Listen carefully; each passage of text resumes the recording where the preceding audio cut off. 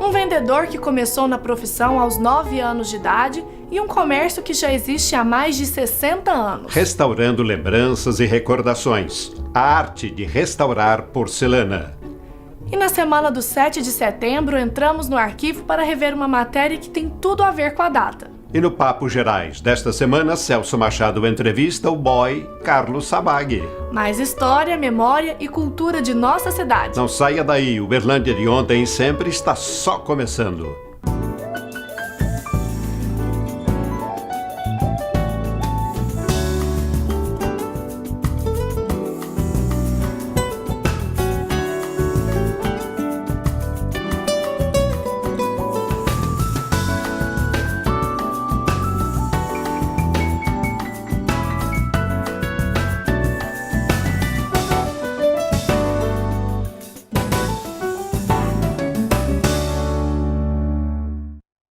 Patrocínio Algar. Gente servindo gente. Incentivo. Lei Estadual de Incentivo à Cultura de Minas Gerais. A sua loja já vestiu homens como Tubal Vilela, João Naves de Ávila, Vasco Gifone e Luizotti de Freitas. O personagem desta semana, Suel Atier, é comerciante desde os 9 anos de idade e proprietário da tradicional loja Ritz, que já existe há mais de 60 anos em Uberlândia. Veja a seguir.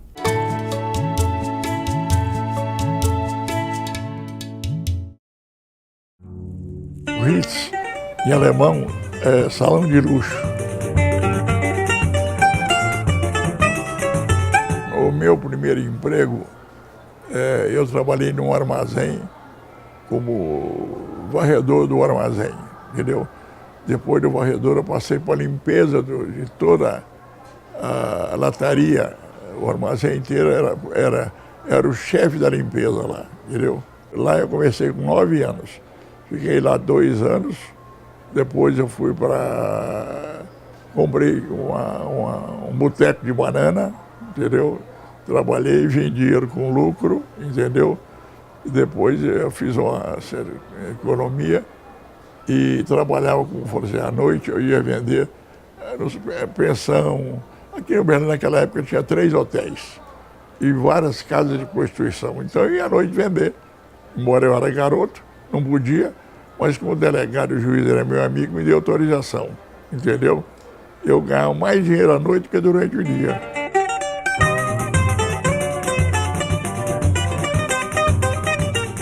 Depois do armazém, eu fui para a casa de moda, tirando sempre o primeiro lugar, 9 anos consecutivos.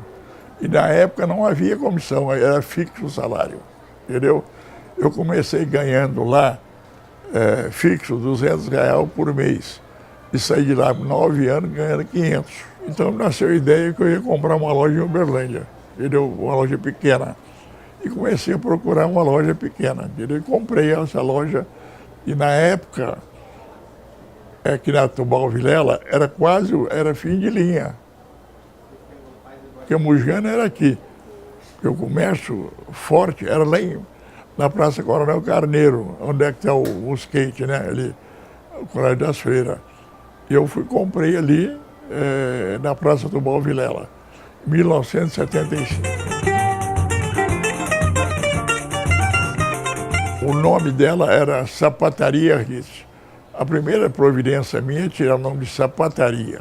Passados uns tempos, eu comprei uma loja, embora alugado o prédio, comprei uma loja do lado, eu fiquei com 5 portas por 20, entendeu? Passado mais uns 10 anos, eu comprei mais 2 lojas, 2 portas. Em 75, comprei o prédio. E fiz a loja mais moderna que existia em Minas Gerais. Eu me especifiquei com um artigo para homem, entendeu? Eu segui um rumo, porque quando você quer abraçar muita coisa, você não consegue nada. Eu tenho mais amizade com homem que com mulher, né? Então, porque naquele tempo ter amizade com mulher era difícil, não era fácil não, viu? Então eu especifiquei em calçados. Eu fui exclusivista das melhores marcas de sapatos do Brasil. Na época, Clark, DNB, Polar, Souto, Fox, Ipanema, essas marcas famosas. Bordalo era o que tinha. A única loja que tinha aqui dentro de Uberlândia, em toda a periferia de Uberlândia, 79 cidades, eu vendia, entendeu? Por telegrama.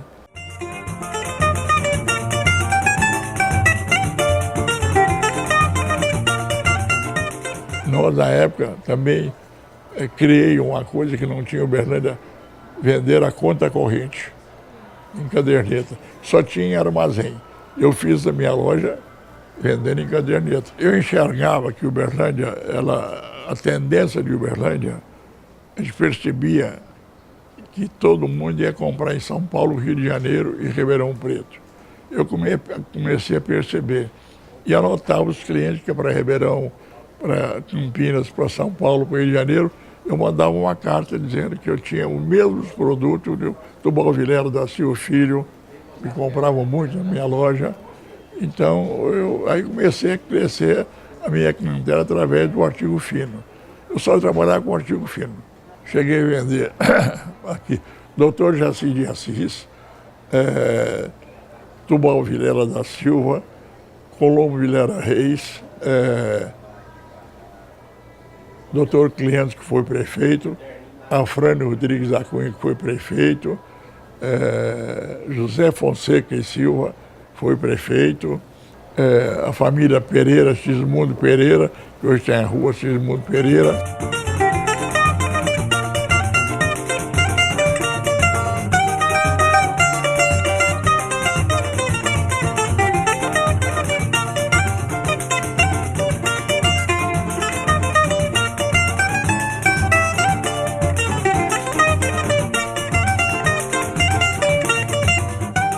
Eu adoro. Eu trabalho até hoje. Hoje eu estou com 87 anos.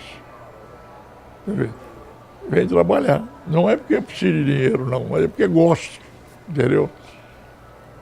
Vejo meus amigos, tomo um café com um, tomo um café com o outro, vou jantar com um, vou jantar com o outro, entendeu? Eu estou sempre na ativa, entendeu? Um raro processo de restauro que é feito aqui na cidade. O trabalho em porcelana vai além do cuidado com o objeto. Ele restaura memórias e recordações. Confira.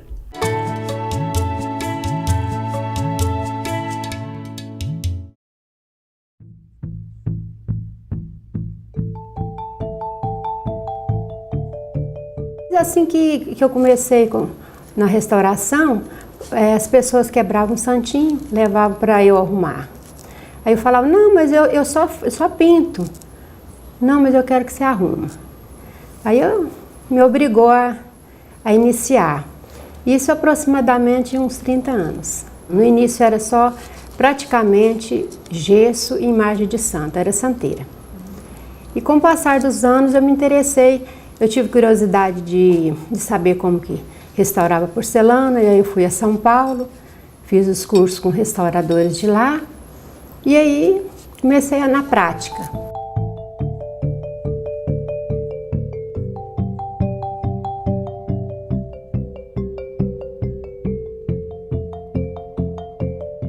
É como o vidro e o cristal.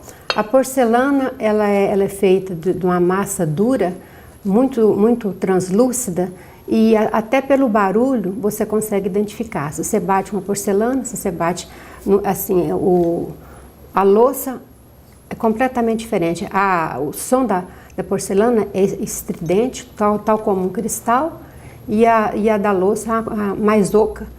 E a porcelana ela é feita com material mais nobre, enquanto a louça ela contém impurezas e é feita da argila não tão nobre como a porcelana.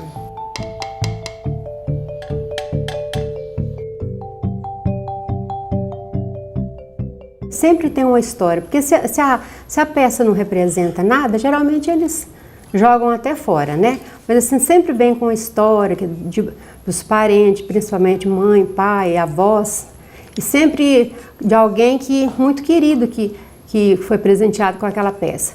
Então chegam assim, como diz, pesarosos de ter quebrado, e E quando eu entrego a peça pronta, eu fico muito feliz.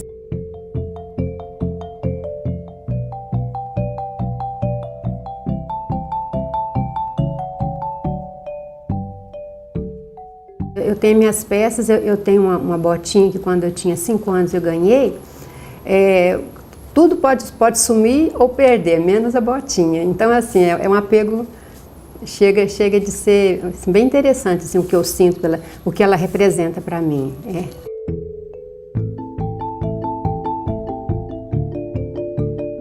É bem complexo para a gente chegar nessa parte da cor, porque cada peça é uma peça. É como eu te mostrei, aquele branco, você imagina ele branco, mas ele vai azul, ocre, verde, tem vezes que vai laranja, um pouco preto, marrom. Então, assim, você pensa que a peça é branca e ela, para eu chegar naquela cor, vai várias cores. Eu gosto muito, assim, principalmente se ela estiver bem danificada. Quando ela vem assim só com um cantinho, parece que não tem assim tanta... eu até vou deixando ela assim meio de lado. Aí a hora que chega uma peça assim, bem complicada, que eu tenho que refazer alguma parte, que assim, desafio. Eu gosto de desafio.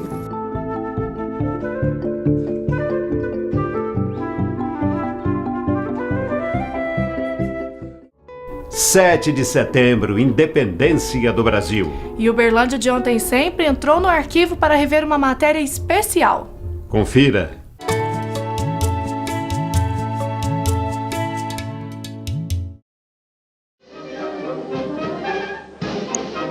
Na Uberlândia de meados do século XX, as datas cívicas, como o 7 de setembro, eram comemoradas com grandes e organizados desfiles na Avenida Afonso Pena.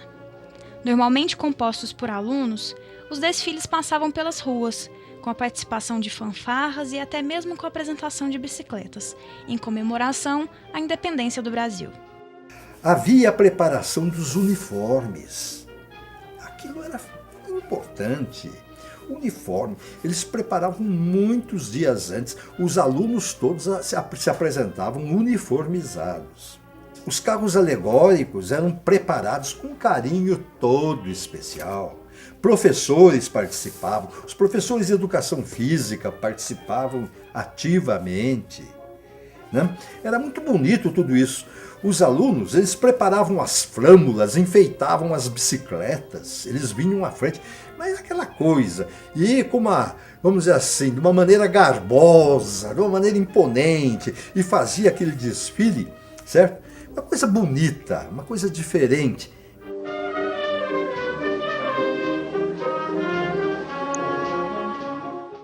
Olá, este nosso Papo Gerais de hoje é bastante aguardado por mim.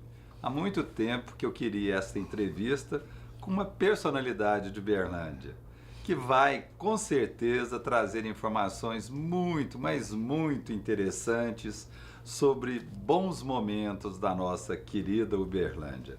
Conosco aqui, Carlos Roberto Sabag.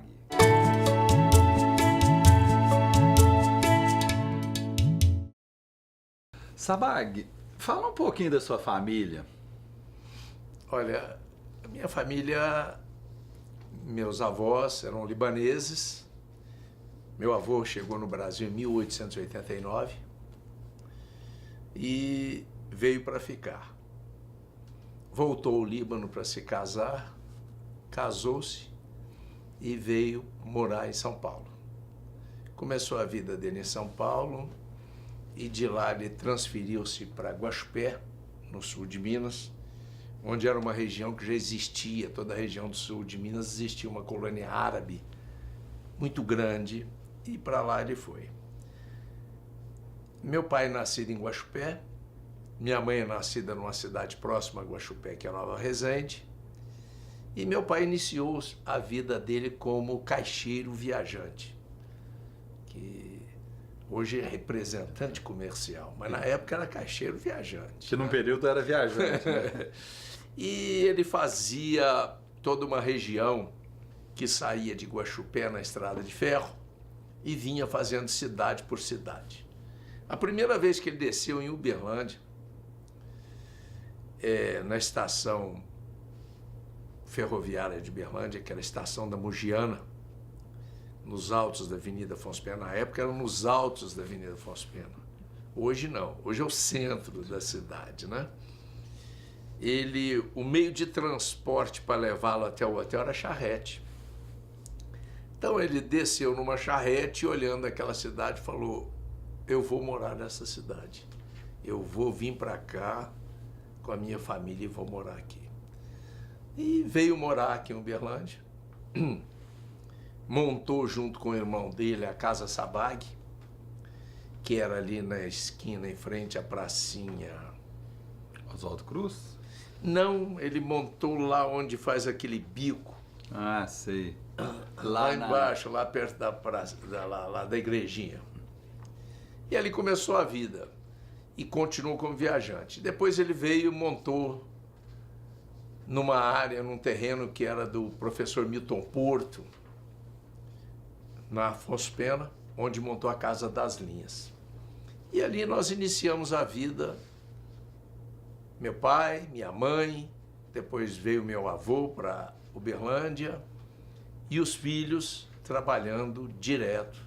Eu queria que você falasse um pouquinho o que vendia a Casa das Linhas, que para mim foi um Casa magazine. Casa das Linhas ela tinha um atacado e um varejo. Nós vendíamos, um dos fortes da Casa das Linhas era o brinquedo, nós vendíamos confecção, nós éramos o maior representante da Linhas Corrente, que era todo tipo de linha que se fazia, e todo tipo de armarinho. Quando a gente fala a palavra armarinho, inclui tudo: perfumaria, artigos de beleza, de botões e todas as coisas para se... Antigamente não tinha esse negócio de nós comprarmos roupas prontas, né? Você comprava os aviamentos, comprava o tecido em outra loja e mandava para as costureiras para fazer calça, camisa, era tudo feito. Existia, então, uma condição dessa. E nós éramos fornecedores de todos os tipos de aviamentos também na Casa das Linhas. Nós trabalhamos no atacado durante muito tempo e foi um dos fortes que nós tivemos. Nós começamos a trabalhar na Casa das Linhas vendendo para Goiás, Mato Grosso e todo o interior de Minas Gerais. Quantos anos durou a Casa das Linhas? Olha, a Casa das Linhas durou 45 anos. Posteriormente, quando chegou depois dessa época, nós chegamos à conclusão que cada um queria mexer com outro tipo de negócio e tudo, e era uma empresa totalmente familiar. E empresa familiar é aquela eterna história.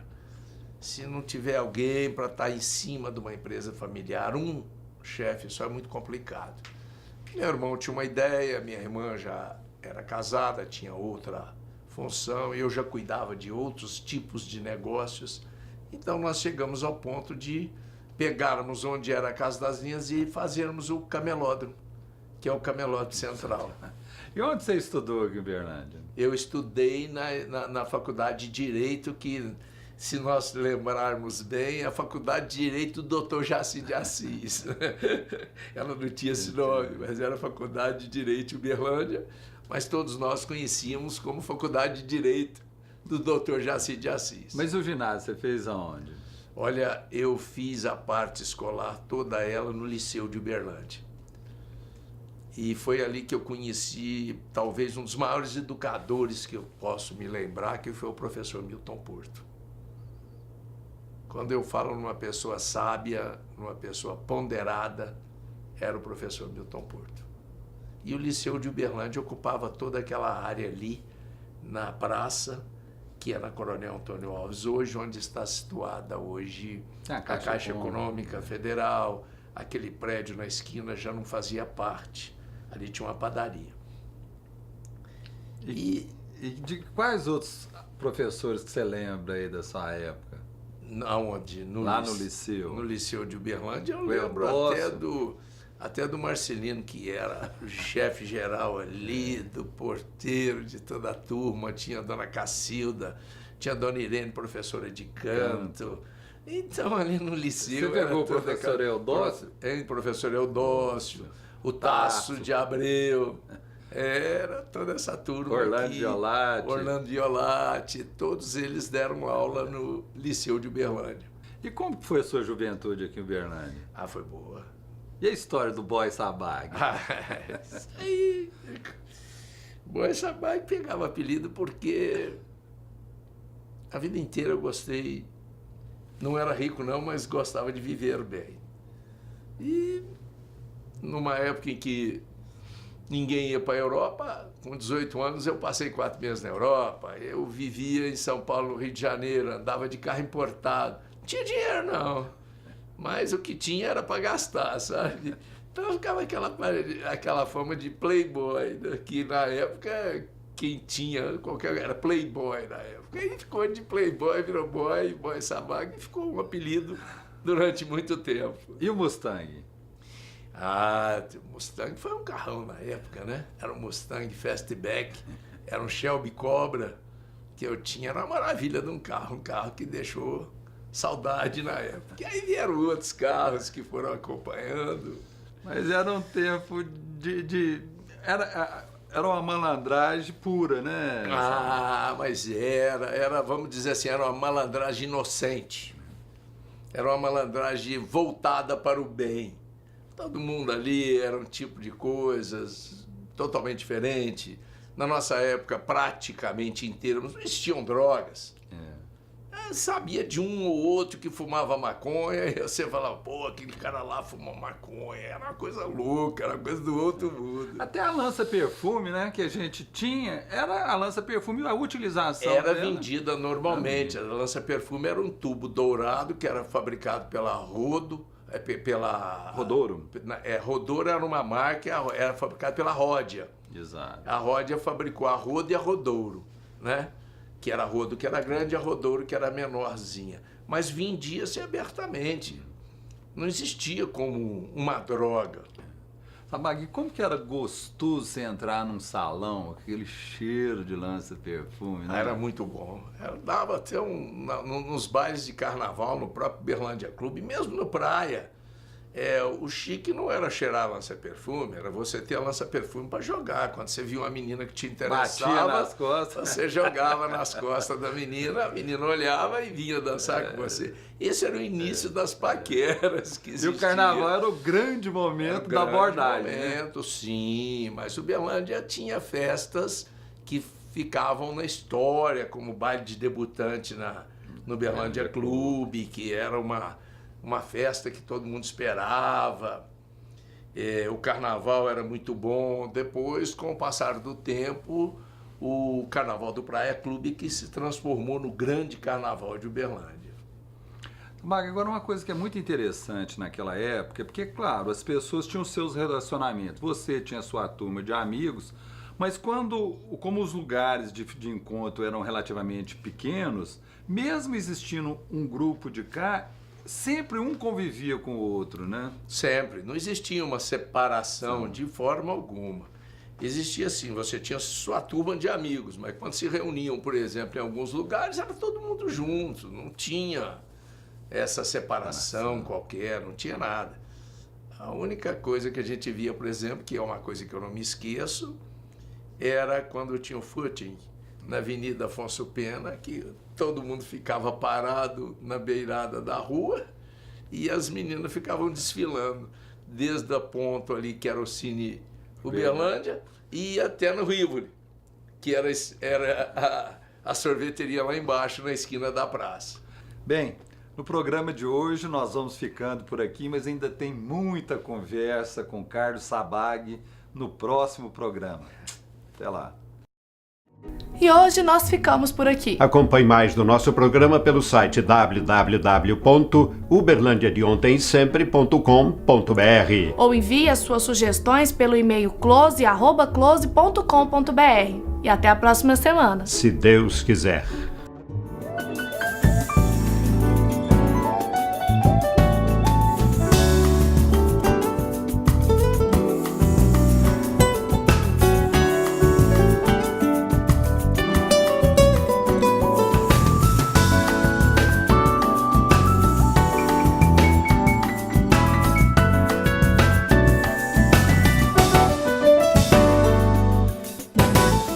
Patrocínio Algar. Gente servindo gente.